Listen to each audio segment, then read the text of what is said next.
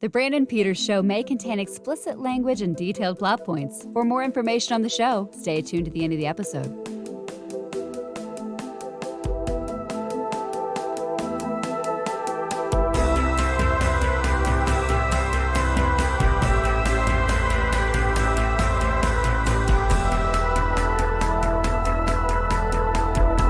And now, here he is, Brandon. Happy 60th birthday, Doctor Who. 60 years ago this week, the BBC aired An Unearthly Child, launching the longest-running science fiction program into existence. 2 years before Dune was published, 3 years before Star Trek hit the air. This is a program that inspired and evolved the genre and audiences around the globe. And celebrating with me on this episode, we have, returning to the show, acclaimed author and audio engineer from Big Finish, We Love Stories, Russell McGee.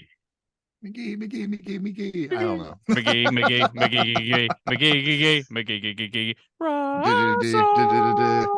Russell. Welcome back, sir. Thank you for having me, Brandon, and obviously a Doctor Who fan. Yes. I don't. Why do you always dress like the fourth Doctor around me when you're like, yeah, third's my favorite? Third is my favorite, but like I've got like the scarf and like actually this was knitted for me, so okay. Like it's like not even it's based off the original pattern and stuff. Mm-hmm. So yeah, so it's one of the cool things that I don't get to tout out very often. So you're getting to see this live now, and it appropriate for the 60th anniversary. So gotcha. And we are post Doctoberfest, which, as of us recording right now, my coverage from there is still not posted. I'm still waiting on the files to be sent to me. But Russell appears on that with a nice little interview, so you'll be hearing him then from the past. This is him post that. So we both had a great time. We did.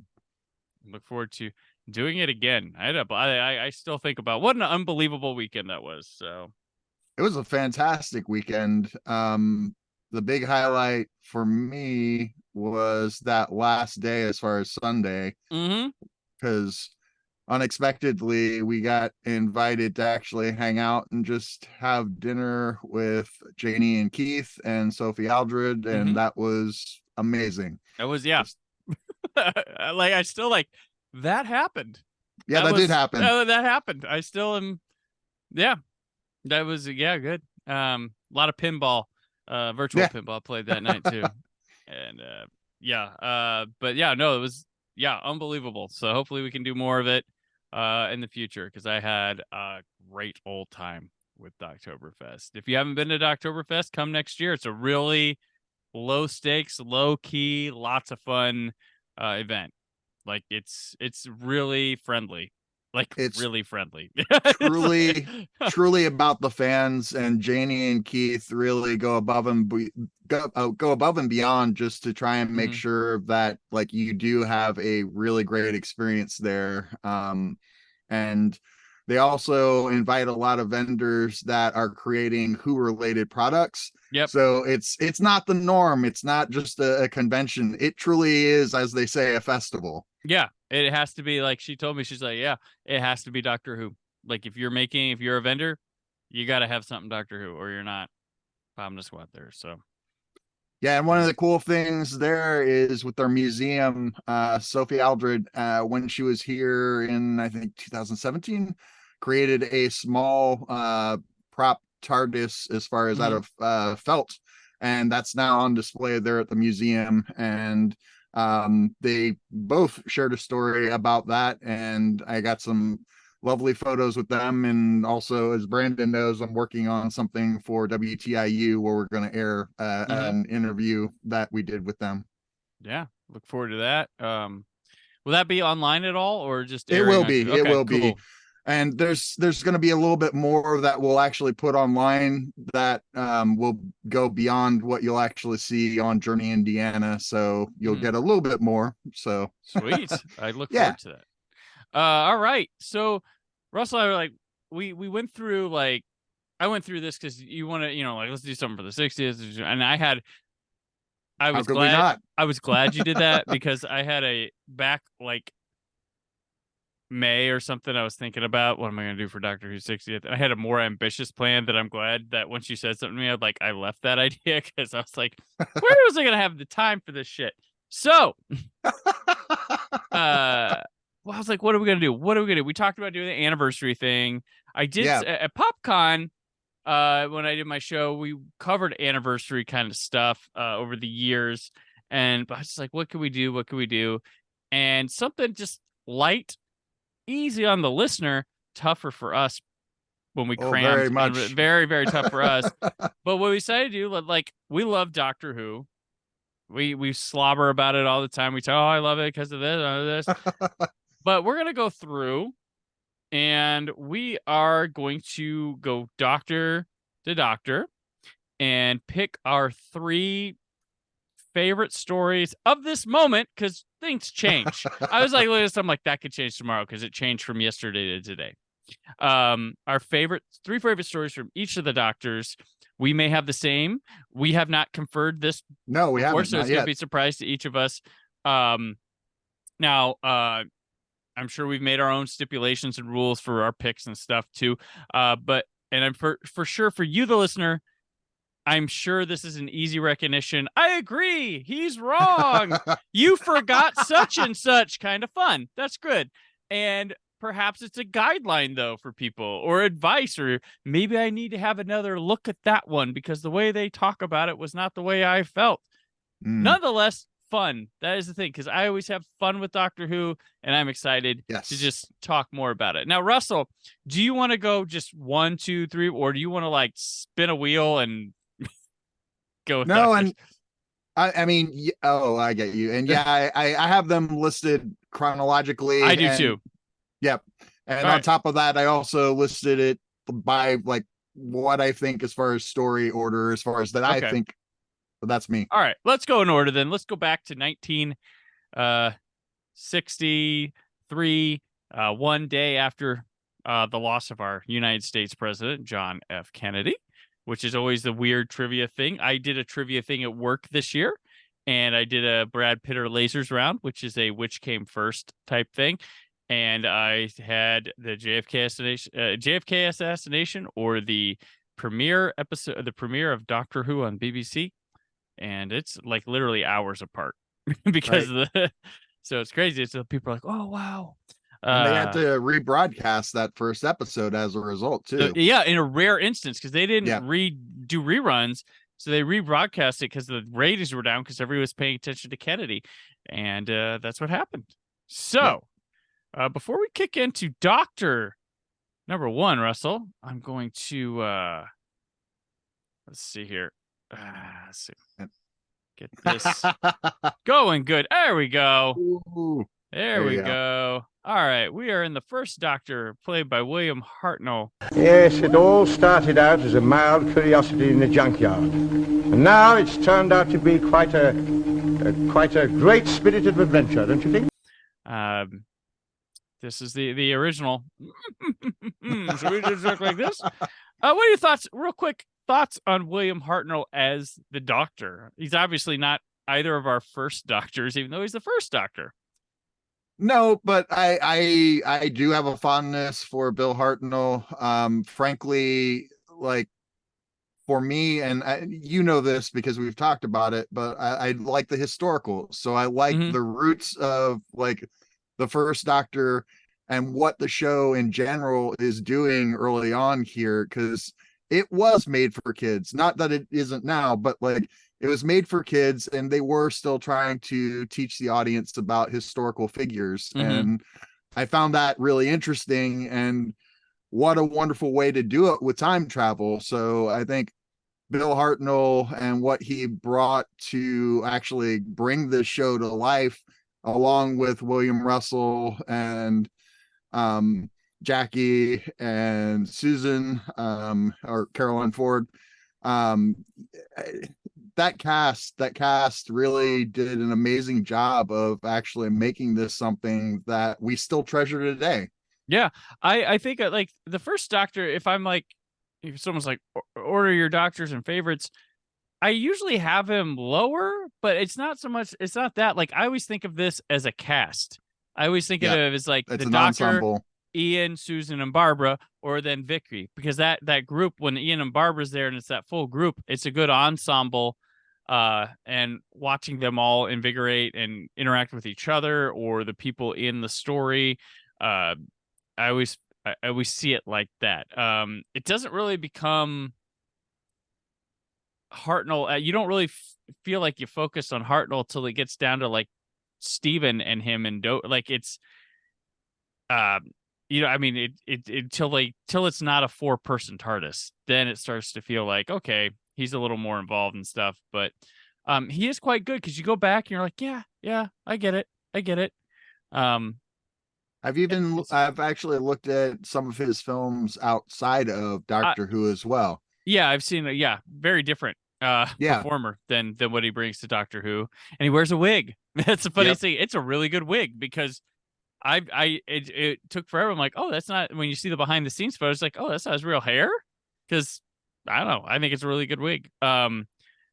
Television production was different back then. You got a couple takes, you got whatever. So Hartnell, in his old age and stuff, there's a lot of line misreadings with him that people kind of giggle at and stuff like that. And he calls Ian by the wrong name a lot, either by intention or accident. But there's a lot of mistakes that I don't know, like, because a lot of people will like, oh, that grumpy old man or something like that. But I think, you know what?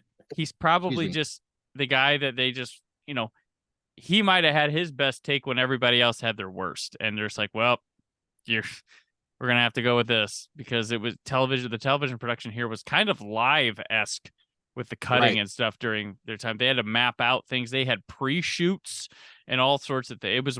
I love hearing, reading, and watching people discuss the old BBC television production system. Like, it's fantastic. Because it's in way regard different to what than you're talking United about States. there, Brandon, like one of the stories, and I don't know 100% if this is true, but one of the things that has been said is that if he did really mess something up, Bill was known for cursing to force them to do a retake. Right. Yes. Yeah. True. Do you have a favorite companion of the First Doctor at all? I honestly think I would have to say still Barbara and Ian. I mean, I like Susan, but Susan, I think they could have still gone further with Susan, and we didn't quite get there during the show. Right. I think Vicky kind of gets that aftermath of like what could have been with Susan. A little bit more interesting. Although Susan's iconic looking, like she's Susan of Foreman, course. Especially Unearthly Child, like you get that otherworldliness from her. She's a unique presence that I just like. Yeah, it feels good, and they that 60s clothing they put on her like looks really cool. But yeah, I would say Barbara probably for me as well. Okay, so let's dive in. Would you like to go with your first pick? Are you doing them in an order or just here's my 3? How would you like to do this, sir? Because I think you just do them in an order. You don't have to rank. Oh, I actually do have them ranked. Oh, you do have them ranked. I do have them ranked. All right. Sorry. So, and I can say this, that because like this is one that I consistently can actually go back and watch over and over again. Mm-hmm. And there's honestly only a few stories like that throughout the show's history. Mm-hmm. And so for me, Dialect's Invasion of Earth is like a huge one that I can just watch over and over. And I honestly like it even better than the original Dialect story that Terry Nation had written. I think here there's more diversity, and that's partly because of the locations, but like the story just seemed to be a lot more sprawling. And for me, that made it a lot more interesting. Absolutely. That's a good. That one is my 4th. That just didn't make, because I was like, I don't know what it was, but I was like, I kind of went with the tightness of some of the other ones I picked. But that is a great one. Like, and this is the first time that Doctor Who's like, okay, we're going outside. Yeah, we have money now. We're popular. We know people are going to tune in for another Dalek story. So we're going outside, and it's a cool story, and it lent itself to a good film too. Because I like the second Peter Cushing movie. We've discussed that, Yep. lends And itself there too. Yeah. that dialect coming out of the water, man, that's a classic shot. That is good. Yeah. Yes. Whether they come up the water or fly up the stairs, it's always a woo. So how about you? Which is your first, good sir? all right. So my number one is the Time Meddler, which matches up with a lot of people, but this is a really kind of like dark story, and then it introduces like antagonist Time Lord for it, where he's going around and messing stuff up, whereas the Doctor is always preached, we're observing, we're helping, we're needed, we might have to fix something, but these could be the things that they're fixing, where this guy's going, this meddling monk, and it's a cliffhanger to show like, you know, he's got a TARDIS.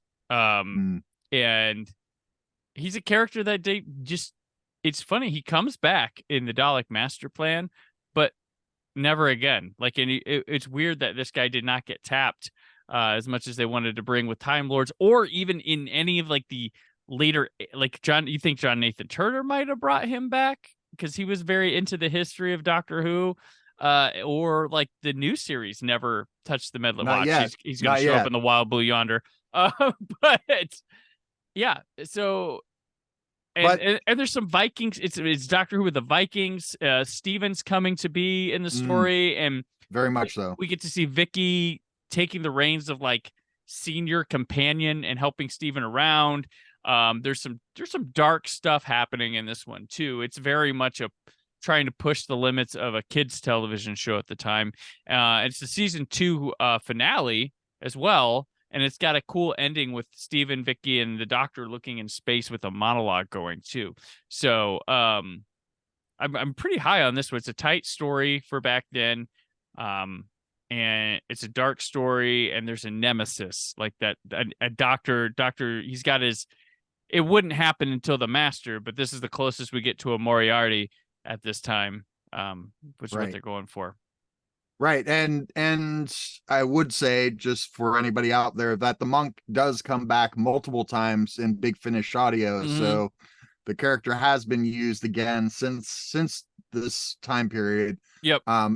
And just to bounce off you, this is actually my third choice here. There we go. So I'm right there with you. Yeah. So what do you have to say about the monk? We'll jump to you. So this is what we'll do. If we have the same, we'll be like, all right, well, this is my number, and we'll talk about it there.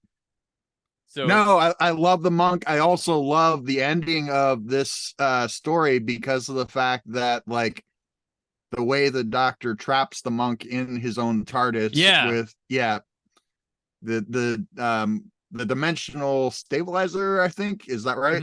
It's been a bit since so he removes that, and then the monk is trapped in his own TARDIS. And going back to like what you said, the thing that really separates the monk is he's really meddling and trying to change history for what he thinks is the best or better.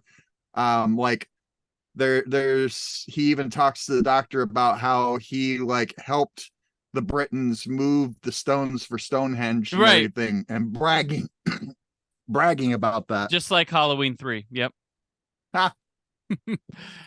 But it's cool. It's devious stuff, and it's like, it's very, very much. I love in this time where there's the curiosity, and Doctor Who will do this, where it's like, well, what if that's there because of blah blah blah? You know, like trying to like explain happenings on Earth or legends and stuff, and tying them into Doctor Who in a clever way, not a heavy-handed way, but like a sort of way. Like there's a story that's going to show up in my top for another Doctor that has a sort of instance like that. It's also interesting because it is a historical, but this is one of the first instances where it deviates from being just a pure historical. And we get, as you said, a villain. That's like otherworldly and wouldn't be of that time period. Gotcha. Okay, since we have 2 of yours off the board, I'll go to my number 2 now. Cool. Which is the Aztecs from season 1. And this is historical. Yep. This is the first one, or this is after Marco Polo. So they've had Marco Polo at this point, but this one I always liked because it challenges what they're doing. It's the first instance of because Barba gets mistaken as this goddess or reincarnate, and she thinks she can get rid of sacrifice through this Aztec tribe. And the doctor's like, we don't do that. No, we don't. And this is the first head on of like, why can't we make a difference with history? We do this, and then the doctor's actually devious in this one and trying to because Ian has to be put to a battle with a guy, and he tells the other guy, this is how you beat Ian, and things like that. So it's kind of a devious thing. And there's some humor laid out. Like they would do a more comedic take on this with the Romans in the next season. But I really just, ideologies go far with me. Like big ideas, even if they don't get executed well, or if they do, I always am high up on and making excuses for things because you had a great idea and I see it and I know what you're doing, and I always give big props for big ideas like this, where and this is early on. So this is look, we can't change time, but if you go back to 1963 and the start of Doctor Who and this kind of questions being asked, this leads to things like, do I have the right in Genesis of the Daleks? Starts here with these kind of questions, and this is kind of real science fiction happening here, rather than just the notion of time travel or just like aliens. This is kind of a science fiction-esque dilemma that happens here. No, and long before Paul McGann with the kiss with Grace that everybody goes on about is the doctor actually has a fiance in this story. Yes, he does. So don't let Queen Elizabeth know. Little love interest for the doctor here.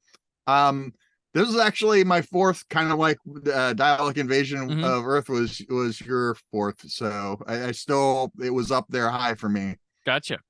Okay, so you have one more left. Yes, good sir. And this is going to be no surprise to you because you know me well at this point. Marco Polo, my friend. And that's like up there as far as like of all the stories that could be returned for me. That's the one that I want to see back more than any other. That was like my second to last cut was Marco Polo. But again, just it's a pure historical.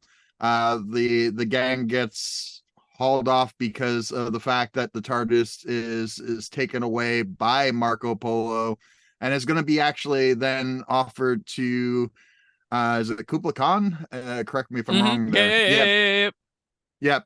So offered to the king, and Marco is hoping that would then allow him to finally be able to go home to Italy. And so there's this, again, it's a large sprawling story, and even with the telesnap reconstruction, it looks amazing. And I just, even one episode I would love to be able to see. The one without the telesnaps, please. The one where they go in the cave, the creepy cave. That's the only one. But like with Marco Polo, it cooks. Like the first two episodes kind of have a little bit of repetitiveness to it, but it's still interesting in an exploratory fashion there. So it doesn't really matter in my eyes. But that one sings. That one moves. It's really, really good. Yes, the singing sands. But yeah, like I would love for this one to come back. It looks like a beautiful production. Or maybe we're all been overhyping it for so many years because we were teased it was coming back and then it's not back. But yeah, this one is so good. And that was like, I was like, historical, is it this or the Aztecs? But there's the question I like in the Aztecs so much that I had to edge Marco Polo out. But no, and I absolutely love the Aztecs, and both of them are written by John Lucarotti, so like I'm right there with you. And then here's a small bit of trivia for you and everybody else at home is with the doctor playing backgammon, the story that I wrote for Big Finish, I made sure there's a backgammon board in the background. Wow, okay. Yeah, there's a reference about that. Gotcha. Cool. I do want to say I forgot to mention one of my stipulations when I made these was these were some of my picks were not necessarily I don't know. I didn't have I didn't have time to go back and watch 800 and some episodes of Doctor Who before this. I know I'm lazy. No. But I picked based on stuff I've gone back to more frequently and stuff that I've thought about more frequently. There might be ones I actually like better or something, but these are the ones that stuck with me. And I also ruled out multi-Doctor stories. I wanted to keep it true to the Doctor themselves that was there. So there will be no multi-Doctor stories from me. You've got one from me. That's it. Okay. Fair enough. But yeah, so that's how I kind of went about my decision. So for my last one for the first Doctor is the Ark. So congratulations, Dodo. You don't make a lot of people's lists, but you made this one because I love this story. This is such a freak. It's a half and half. And this is another science fiction concept thing because in this one, for those unfamiliar, Dodo, Steven, and the Doctor, the TARDIS appears on a ship.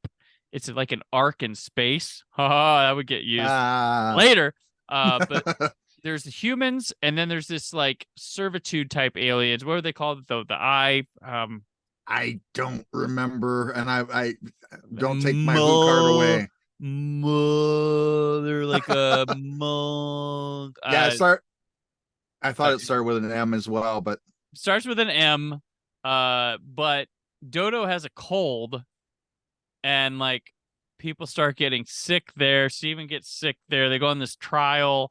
They introduce just a cold, but they're not immune in this future. These humans, and the Doctor and Dodo and Steven leave, and they show up 700 years in the future in the same arc, but that cold wiped out most of humanity, and those servitude things are now this like evil empire against humans, and they have role reversal. And like one of the best cliffhangers is when they show up and they see the statue of one of them and like what happened. And that's one of my favorite Doctor Who cliffhangers of all time. And they have to they have to bring them back together as equal partners in it, which is a very it's Doctor Who thing, but it'd be a very Star Trek thing. Instead of violence, you sit and talk it out. But I'm a big fan of the story because of that. Like I think it's well done. I think Dodo's fine in here. But yeah, I really like this. Is a cool science fiction concept. Less like actual science health here. And the monster guys are pretty creepy too, with the one eye and the moppy hair thing, like kind of cousin. No, it's a good 60s monster. You're right. Yeah. But yeah, big on the Ark. So yeah, those are my three. I had a lot to go through. I will mention that the first part of the Edge of Destruction is cool. It is very cool, creepy. It is like Susan going like it is that unintentional British creepiness that is just extra creepy by method of how their style and technique. And it was a filler episode because it wasn't originally scheduled, and it was almost the final episodes of Doctor Who, because that was the original order. And you're right, like, and the way they also turn on each other because of like what happens, it's there's high stakes. It's fun to see how the characters then interact, because they're also still very fresh as far as the TARDIS crew, so they don't know each other very well yet. Yeah, exactly. There's a lot to go through there. And I will say the Dalek Master Plan, that's a very big favorite. It's missing. We have 3 episodes from it. I think the first half of that is fantastic, but somewhere after the Feast of Stephen kind of loses some steam for me. So if people are like, "What the Dalek Master Plan?" I'm like, maybe if I actually got to see it, but I think the first half is so good, and then I think it gets off what it is after that. So I love the whole chase in the pyramids and everything there. But I would argue that like once you get back to like episode 11 and 12 with the Time Destroyer, the stakes Yeah, come back, and it it's a gets really back. Mhm. solid story. Yeah. Yeah, there's a middling there, but it brings it back, and Sarah Kingdom's death is haunting. Like, Yeah. that's some creepy stuff. Which I First really like companion her. to die. What's her name from the Mythmakers? She dies in that because she Vicky gets doesn't pulled. die. Not Vic. No, Oh. Vicky leaves the Mythmakers. They bring what's her name? Oh, you're right. Sorry. I forgot about She that. You're dies, right. and Yeah. then Sarah Kingdom dies. Which, thank you, because I always consider Sarah Kingdom a companion, and I know that's a debate, but she is there for adventures, multiple adventures, because there's multiple adventures within one. Dialect Master Plan. Yep. And she's in the first ever Doctor Who Christmas special. So there we go. All right. Any more on the first Doctor? Do we want to touch on what Bill said as far as if anybody were to replace him? Sure. Yeah. Because that he already thought very highly of Pat Troughton, and that they had even worked together. And he felt that if anybody were to be able to actually move the show forward, that Pat was the only actor that could do it. So let's see here. Let's see if we can get Mr. There we go. Yay. There he is.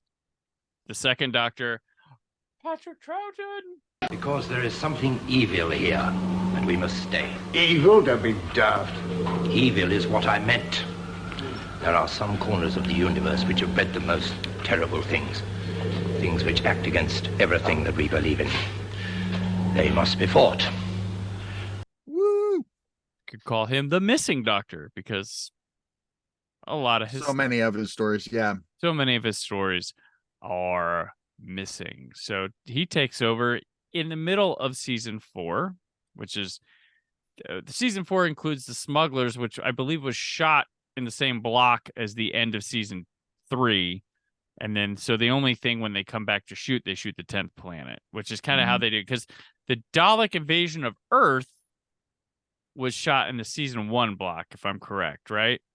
I don't know those details. I think it was at the end of that. That's how they kind of shot them. It was weird because Doctor Who aired like year round back then almost. Because there's a lot of seasons are like 40 to 45 episodes at this time. That also goes into like what you were talking about as far as like it has more of a live feel. They were just they were having to run and gun. They didn't have a lot of time, so like they needed to get it as in the can as fast as they could. Yeah. Yes. So in the can and into our TVs and our now Blu-rays. So second Doctor, what do you have here, Russell? Okay, and I'm sure a lot of fans will agree on this. Number 1 for me is Tomb of the Cybermen. That is my number 2. But yeah, the thing there, my friend, is, and you already, again, you know this about me, I'm like a huge like horror sci-fi fan outside of even Doctor Who. So like this definitely also has a feel of like one of those 50s, 60s like movies that I'm very fond of, and like even the music in it that they use it's just amazing. Oh, that and one like, it has a good one. Yeah, I love the score in there. I think it's Tristram Cary, if I'm remembering correctly, that they had work on that. I'm not, don't hold me to that, I could be wrong. But that score, and then just the whole idea of it being an archaeological dig, and then them unearthing the tomb, and then the idea also, which was interesting and new, of the Cybermen being frozen. And that's how they actually revived them, is, you know, it's kind of a cryogenic type of freeze so that they can be in stasis. And I don't know in sci-fi if that had been explored before as an idea. But I just think that this is a really nice, intense story, and the way that they treat everything, even with the cybermats, it just, the tensions and stakes. And there's that wonderful monologue that the second Doctor has with Victoria, where he just, checks in with her, sees how she's doing. Yeah, because she's fresh off her father being killed. Yeah. Poor girl went from Daleks to Cybermen right away. No, so this one is top of the line second Doctor for me. So this is in my number 2. This was a classic, super hyped up missing story that got returned, and I imagine lived up to the hype. And I wasn't knee deep in Doctor Who when it got returned back in the day, but there are from Hong Kong, right? There are certain Doctor Who stories that feel like a perfect storm of like, just watch this one, like Tomb of the Cyber. Here's a classic monster. You don't need to know their origin or anything. You can go into this. Just it works. It's only 4 parts, which a lot of the old ones, you can feel, if you're not used to TV back then or don't understand how it's structured or how it was meant to be watched and stuff, new user friendly might struggle, or younger audiences might not understand that. But this one, just boom, 4 parts. Really self-contained, really good character stuff in the middle, lots of cool, easy to follow subplots, and just monster movie goodness that happens here. This is just a perfect storm of like, this one, just check this out. You're gonna have fun.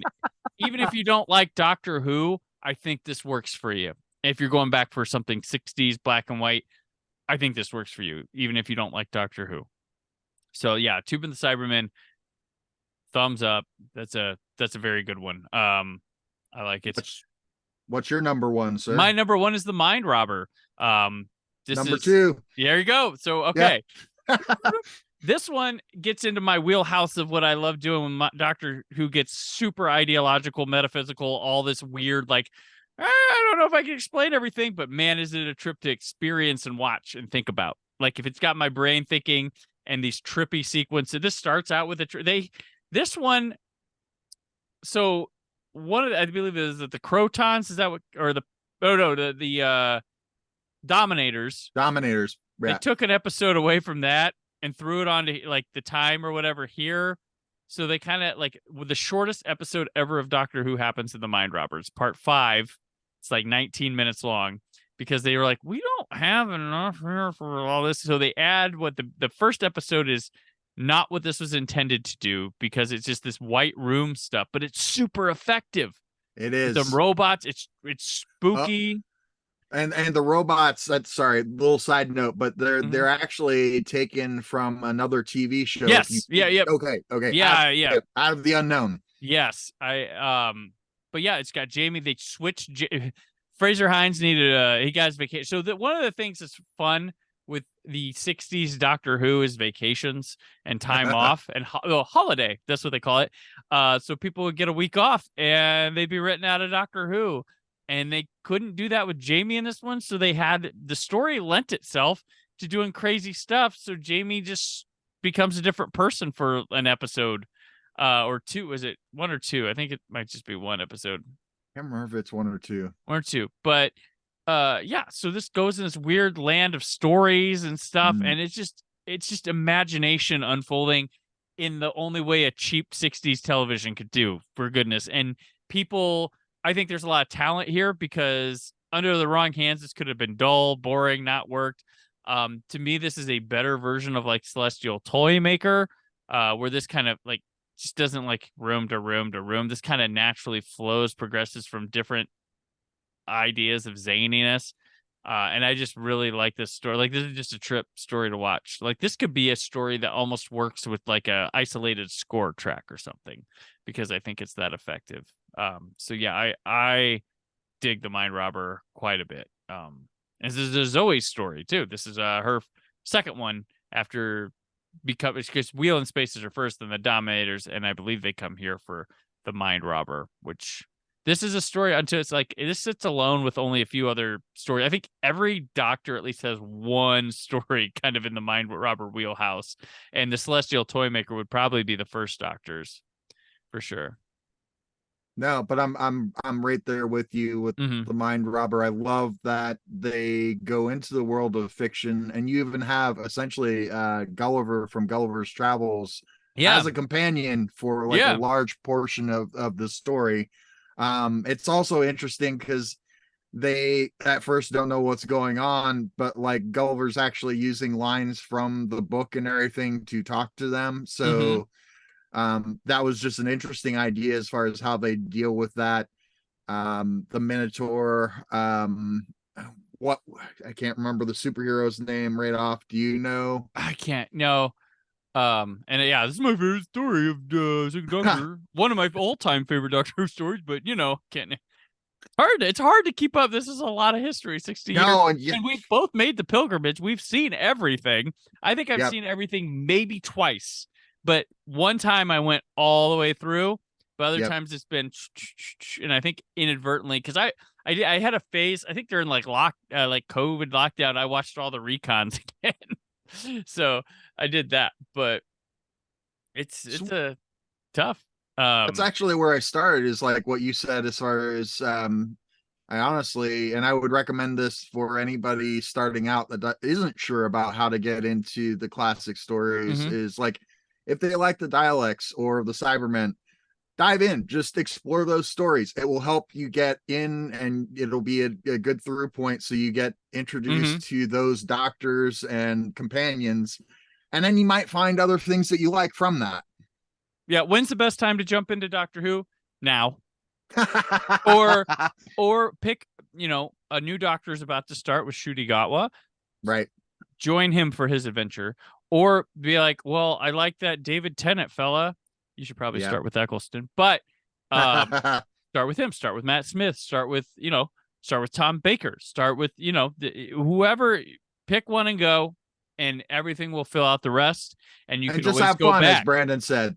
Just have fun, because Mhm. that's really what it's all about. Yeah, and you'll fall in love with this. You'll go back. You can. It's such a bouncy thing, and so much. Doctor Who has so much flavor, style, eras. That's what I like about, like, Taylor Swift has eras, but Doctor Who has eras too. So Swifties, Doctor Who might be for you. And one thing, like, I know we'll get into it, but one thing that John Nathan Turner was criticized was for making his Doctor Who too of its era. But now I'm grateful he did, No, I because it love it. stands out. Because it stands out. Yeah. So yeah. So third, Patrick Troughton. What was your number 3? We have agreed on 2 of them in different spots, but Well, you already know this because we did talk about this ahead of time. Mine is War Games, and um actually this is, and I'm going to preface this because this being a 10 episode story, it is a long trek to get through, but the complexity, as far as they at first think that they're arriving in, what is it, World War One, yeah, the World War One zone, and so they think they're in the middle of the war there, and then they find out there's a lot more that's going on to this. And like in the Time Meddler, we later on find out that there's another Time Lord here, and not only has he been meddling, but he actually has given Time Lord technology, as far as right. with the TARDISes, to help with the war, the warlord. So the war chief is the Time Lord. And so they've actually devised all these different separate war zones where they have warriors from all different times, Yeah, and they're basically trying to create the best army that they can to then take over the entire universe. right. And the warlord doesn't know that the war chief is planning to, like, basically backstab him and take over, because that's his own design, is to actually go ahead and rule the universe. Right. Very very Mavic Chen as far as that goes. But no, it's just a wonderful story. Again, you get nice also characters that are just you know, I don't know, incidental excuse me, incidental characters that come in and then help out with the Doctor and the companions here that are really cool, and it just makes for an interesting story. It is good, and it's another peer into the history of the Time Lords, and it's a really creepy. This one meets a really creepy ending to a Doctor. Like, this is a really, because it's a regeneration story. The forced regeneration. Yeah. So the second one's forced. Before we even know, like, this is just kind of a thing. Like, it's forced. It's done effectively. Jamie and Zoe have their minds wiped. And also the Doctor has to actually call on the Time Lords. And this is the first time he calls on them or like really, really talks about them in any real depth. Because he's out of his depths here. Yeah. He can't solve this. So he needs to call in backup for help. And in doing so, he knows that he's gonna basically potentially lose his ability to be able to travel in time and space. It's the original Trial of a Time Lord. And Troughton's great when he's pleading and doing like he is a magnificent performance in this one. Like War Games. It's good stuff. My third one, if you picked his end, I picked his beginning, Power of the Daleks. I had to include a missing episode story in mine, and this is one of my favorite Dalek stories. This one's creepy. This one meets a dark, grisly, has the final episode and stuff with the aftermath of everything, and we have this in animated form. That's good. This one, I really like Polly in the story, even though she gets sidelined for a bit. She's got some good stuff to do. I like the setting of this. From what I can, like, I would love to see one of these episodes because the set and stuff looks kind of creepy. And I am your servant. Yeah, because they bring back the Daleks with a new Doctor's face and stuff. So it's an immediate challenge of will they recognize him? And this is apparently after the Daleks are gone, and like, oh, we're kind of just, look, we can make them servants and stuff. But like, and it backfires on this planet completely. Well, it's a double thing because Ben and Polly have to be up against this, and also like, do we trust this new Doctor? Like, who is this guy? Like, what are we doing here? So it's the first time with that as well. But I really, from the animation to the recon to just the audio to the score in this one, I really dig this one, and I would love to have this story back in real form. This is one of my top ones that, even though it's been animated already, I'd love to have like at least half of it back, or well, one. Let's say one. And people like, I know the 10th Planet 4 is like the highly sought after one, but man, I would maybe take Power of the Daleks to see the first performance of Patrick Troughton, because right now the earliest performance we have of him is the Underwater Menace 2, and that's 2 whole stories have been told before that. So that's my third one. I love Patrick Troughton's era. Like, that's for the 60s. For me, like, I don't know what it is. I love watching the guy be the Doctor. I know there's a lot of Base Under Siege repetitiveness, but you can kind of pick a Patrick Troughton story and go a lot of the time. There's so many good monsters that are introduced here too. Like, you get the Ice Warriors. You get himself as Salamander. Oh, right. The Cybermen become his nemesis. Tobias Vaughn with the Cybermen is a cool thing. Paco. Yep. I just really like the guy's era. I don't know what it is. Like, Evil of the Daleks is great. I like the Faceless ones a lot. That one was in consideration for me. Fury from the Deep. Like, it's just all these like great things. I guess in a monotonous vibe. The Yeti, the great intelligence. Yeti, great intelligence. It is. I like his era a lot. I like Jamie's cool companion. Jamie is brilliant. Jamie's Fraser good. Hines is amazing. Yeah. And I really, the only companion of his I really just like is Ben, and that's kind of not Michael Craze's fault because he basically got replaced while he was still acting on the show. I think Polly's got some good stuff to do. Victoria's fun, Zoe's fun. I enjoy the Patrick Troughton era. This was a tough one to pick 3 from, because I'm thinking like, oh, that's a fun one. Oh, that's fun. That's fun too. That's it's hard for me to really go through. I mean, there's a couple of them. When you get to season 6, it's sort of running out of gas, but still hits the highs. Like, the highs are high and the lows are, but because like the Mind Robber comes out of that, Seeds of Death, War Games, invasion, but you also got like the Dominators, the Crotons, the Space Pirates. So, but those people swear that Space Pirates, the day it's found, people are gonna come around on the Space Pirates. So we'll see then. But yeah, so that is the second Doctor. So now the first and second Doctor, Doctor Who magazine has recently done a poll of, as they do per Doctor, what the best ones are.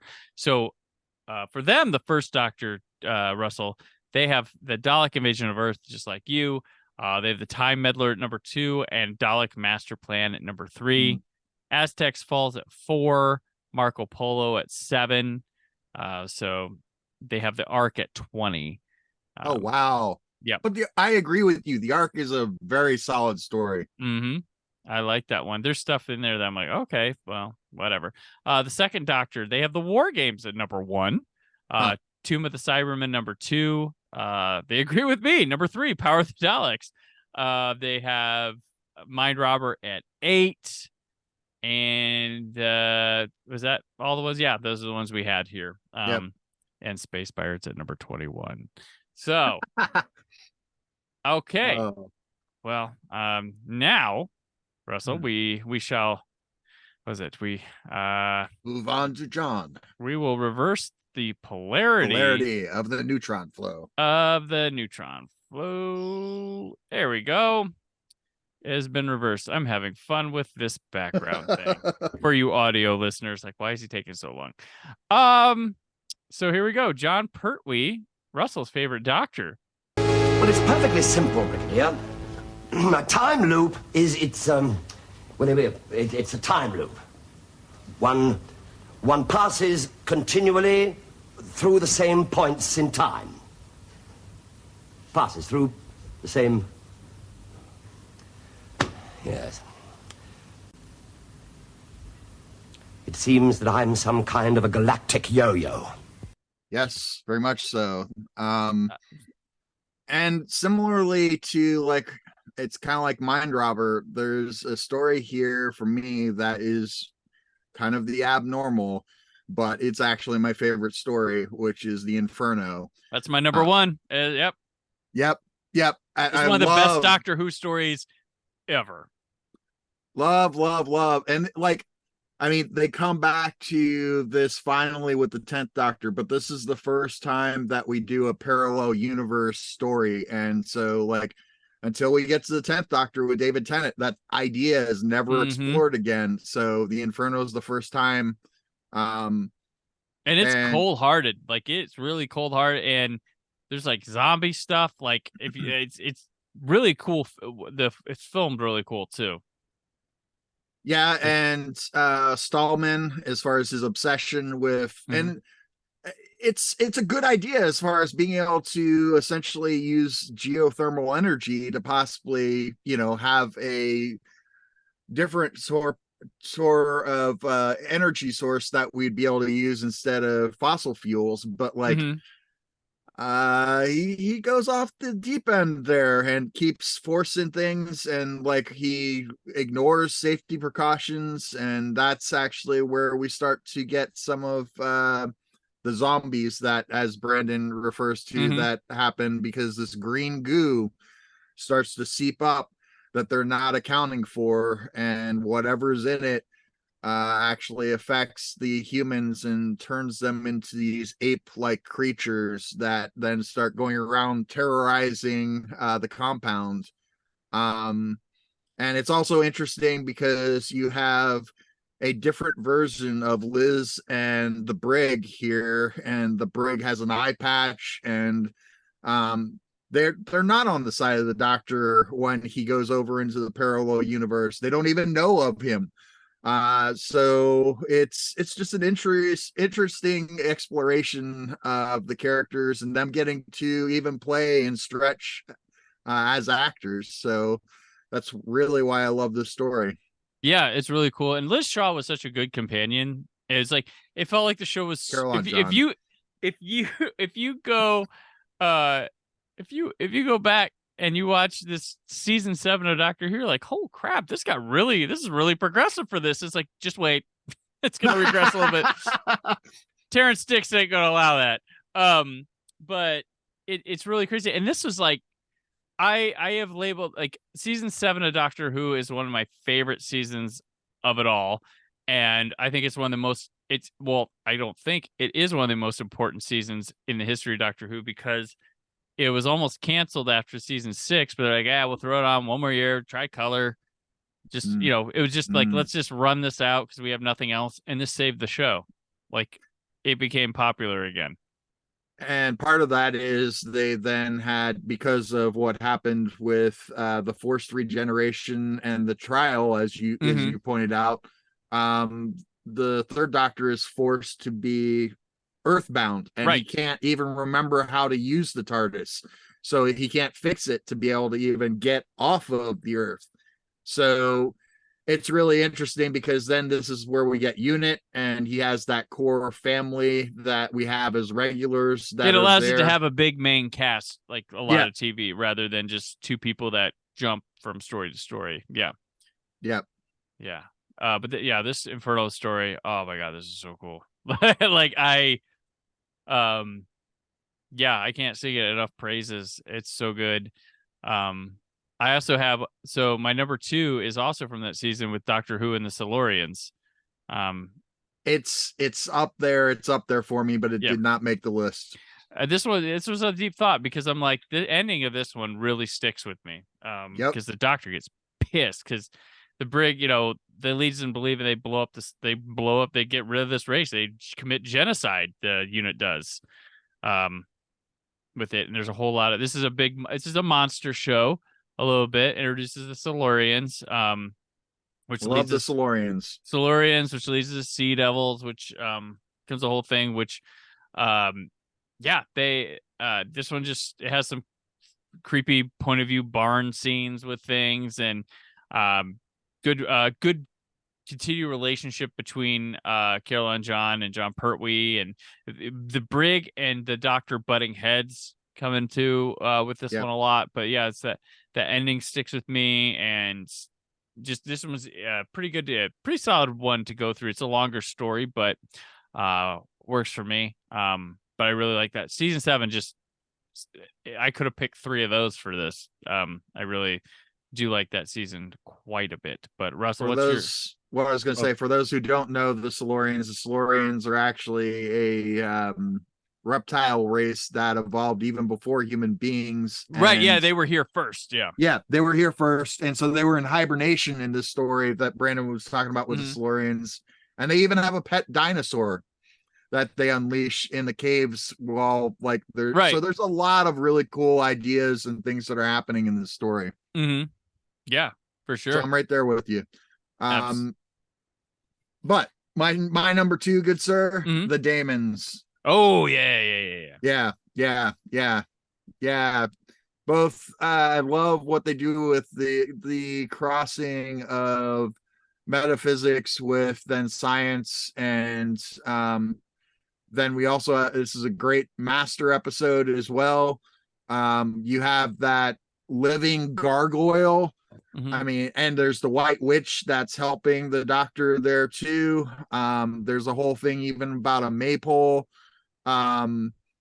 There is a mound, and this is how this is all actually it starts off, is they are excavating a mound where it's an ancient site, and they unintentionally disturb something that they shouldn't, and that is how the whole story kicks off, with a alien presence that had been actually sent to evaluate Earth as a planet as a whole and how we evolve. And then this force decides that we are unworthy and is going to destroy the Earth. So the Doctor has to deal with that, and it's an ancient alien force.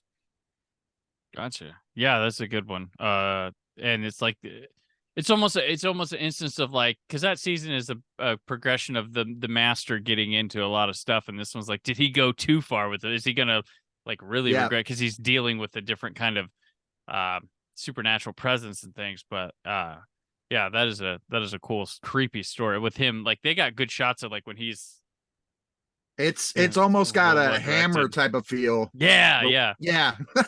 Well, and they got that little town too. That Yeah. adds to it. Yeah, the town Yeah. definitely does. But yeah, the Damons. Yeah.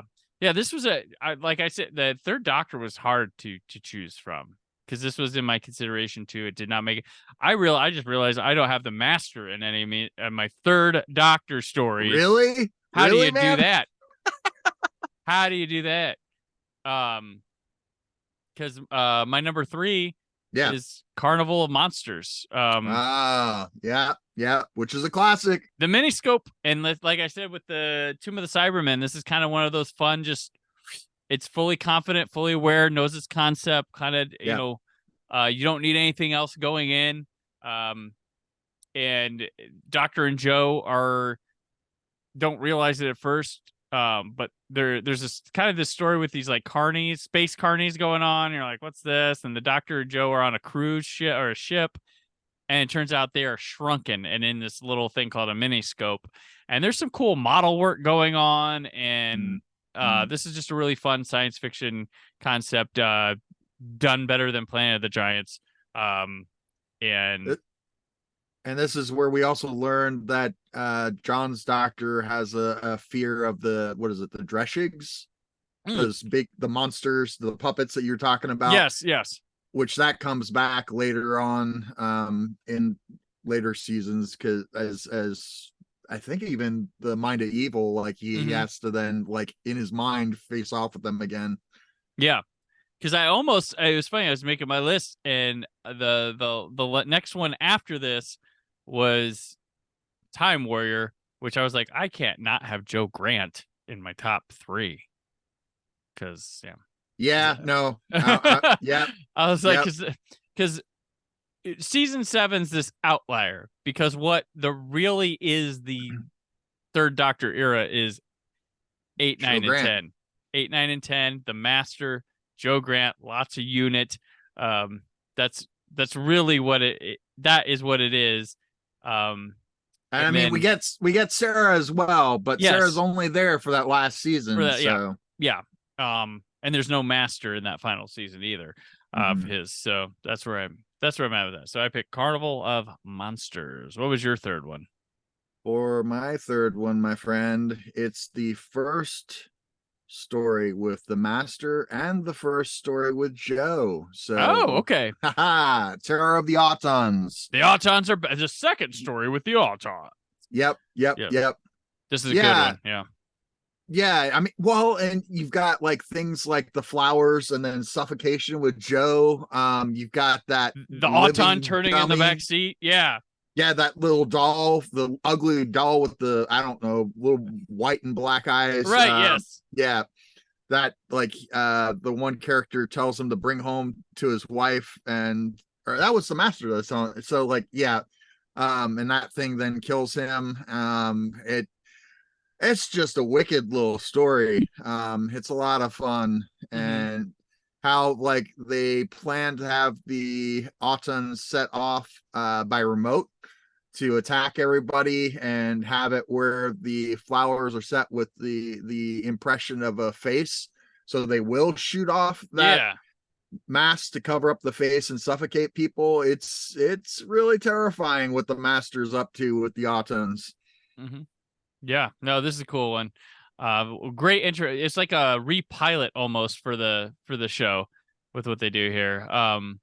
But he makes Carlos Delgado. What an entrance. Roger Delgado. Roger Carlos. You're good. You're good. Roger Delgado. Is Carlos Delgado, is that like a baseball player or something, maybe? I don't know. But Roger Delgado, what a just masterful first impression here. There we go. But yeah, no, I like it's like Third Doctor. It's really, he had a good run, Pertwee. He had a really good run. A lot of quality. I would say we'd be remiss not to mention that, like, because you mentioned that the Master was not in the last season. Unfortunately, Delgado passed early. Automobile accident. Yeah, after Frontier in Space. And I even wonder if originally the way that story was written, if we wouldn't have had him in Planet of the Dialects as well. So Yeah. It was a really unfortunate loss that we did lose him, because he was an amazing talent as well. Yeah, it was the first step of the end of this era, because that happens. Katie Manning leaves, and Barry Letts is gonna go. Terrence, and then Pertwee's like, yeah, me too. It all sort of like starts there, with that, which is very sad. That, and he's still, I still think he's the best master to this day. Like, I do enjoy what they have done with other ones, but yeah, agreed. I think Delgado's just got some. It's just he's got a cool, collected way of presenting himself, and that sinisterness that's there, where it's not over the top in the way that some of the other actors have played the character. Yeah, Ainley loves playing the part, and it's a joy to see him love doing that, but he's very, very much a cartoon. Like, if like he's the serial killer, and then he's the cartoon based off the serial killer, or something like that. It is interesting. Doctor Who magazine tells us that Inferno is number 1, so they got that right. We both got that right. There we go. The Demons is number 4. Okay. Carnival of Monsters falls at number 7, and Terror of the Autons at 9, and the Silurians at 10. They have Green Death at 2, and Spearhead from Space number 3. Spearhead is great. But Time Monster is the bottom of the run here.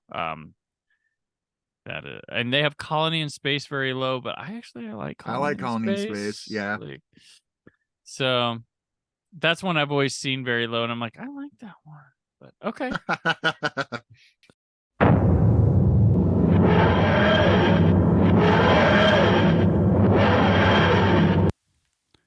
And tomorrow on The Brandon Peters Show, Brandon Peters and Russell McGee continue their conversation celebrating 60 years of Doctor Who as they list their favorite episodes from the 4th, 5th, 6th, and 7th Doctors as they continue on this adventure. That's tomorrow here on The Brandon Peters Show. Thank you for listening. The Brandon Peters Show is a Creative Zombie Studios production.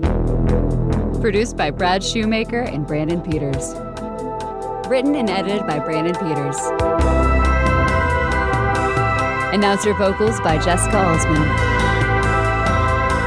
Theme song by Metavari. Web design and show art by Brad Shoemaker with Brandon Peters. All music and clips featured in the episode are property of their respective studios, and no infringement is intended.